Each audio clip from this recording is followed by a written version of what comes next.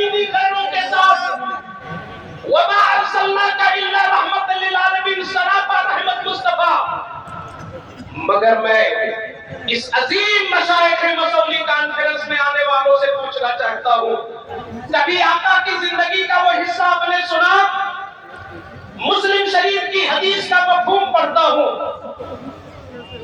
میرے آقا فرماتے ہیں کہ جب مسجد میں نماز ہو رہی ہوتی ہے اور لوگ اپنے گھروں میں مست ہو کر بیٹھے ہوتے ہیں، بلا عذر شرعی کے توجہ مت کسی اور کو دیکھو، آپ میری طرف دیکھو، مسجد میں نماز ہو رہی ہوتی ہے، لوگ اپنے نجی کاروبار میں لگے ہوتے ہیں، اپنے گھروں میں بیٹھے ہوتے ہیں، تو آقا فرماتے ہیں کہ اگر ان گھروں میں عورتیں نہ ہوتی،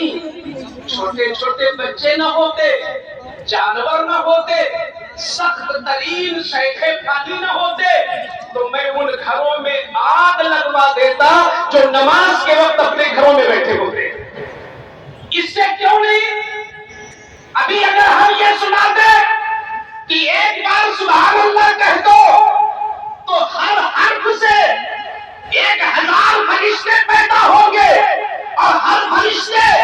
تمہارے مرنے کے بعد تمہاری قبر پر قیامت تک دعائیں کریں گے، تو پبلک سے نعرہ لگے گا، مگر میں نے سنایا کہ تمہارے نبی رحمت للعالمین ہونے کے باوجود جب تم بغیر عذر کے نماز کے وقت تم بیٹھے ہوتے ہو، اپنے کام میں مبتلا ہوتے ہو، تو آقا کو اتنا صدمہ ہوتا ہے کہ میں سوچتا ہوں آگ لگوا دوں ان گھروں میں جن میں بے نمازی بیٹھے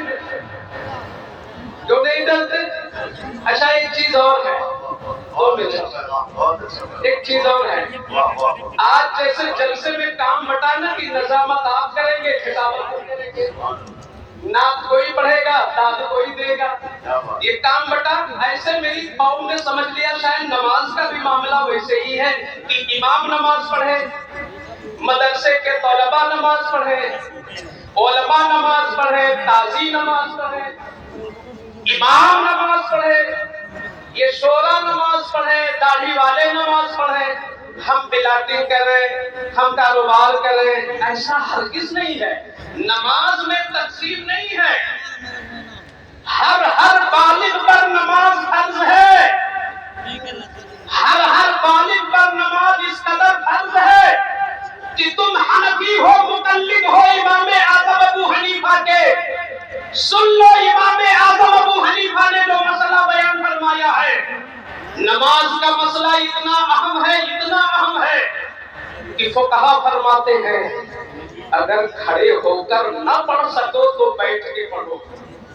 بیٹھ کے نہ پڑھ سکو تو لیٹ کے پڑھو،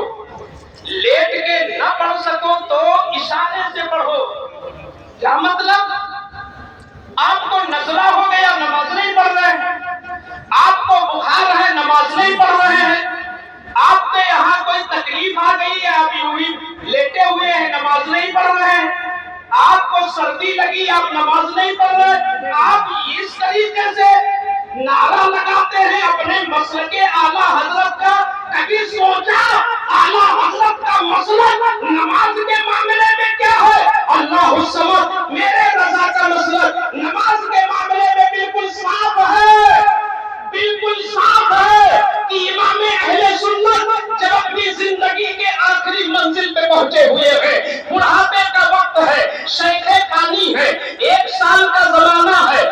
آپ کا وصال ہونے والا ہے، چلنے میں تکلیف محسوس ہو رہی ہے، آپ مسجد تک جانے میں معذور ہیں، ایسے وقت میں شریعت اجازت دیتی ہے کہ جماعت آپ چھوڑ سکتے ہیں، اگر آپ چل کے نہیں جا سکتے مسجد تو آپ نے جانا واجب نہیں ہے، مگر واہ امام احمد رضا، اے امام احمد رضا کی بنائی ہوئی نعتیں پڑھنے والوں، اشعار پڑھنے والوں، سن کر جھومنے والوں، نام رضا پر اپنا کاروبار چلانے والوں، میں پوری قوم سے خطاب کرتا ہوں، کبھی امام اہل سنت کی زندگی کا یہ حصہ سنا کہ جب بڑھاپے کے عالم میں آپ ٹھیک سے چل نہیں سکتے تو اپنے مریدوں سے فرمایا، مریدو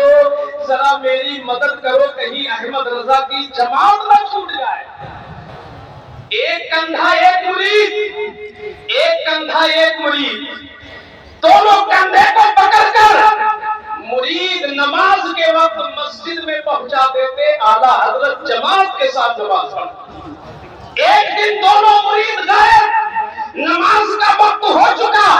जमात कायम होने वाली है, आपने देखा कि मुरीदीन हाजिर नहीं है, तो इमाम अहले सुन्नत जैसे 6 महीने का बच्चा अपने कदमों पर, अपने पैरों पे चल करके आंगन में चलता है, ऐसे अहले रज़ा मस्जिद में जा रहे हैं नमाज की जमात पाने के लिए। ये मसलक आला हज़रत है, मेरे इमाम इल्म में भी इमाम है, तकवा में भी इमाम। खड़े हो जाए। माशाअल्लाह सैयदी सरकार गुलजार मिल्लत जानशीन सरकार मसौदी शरीफ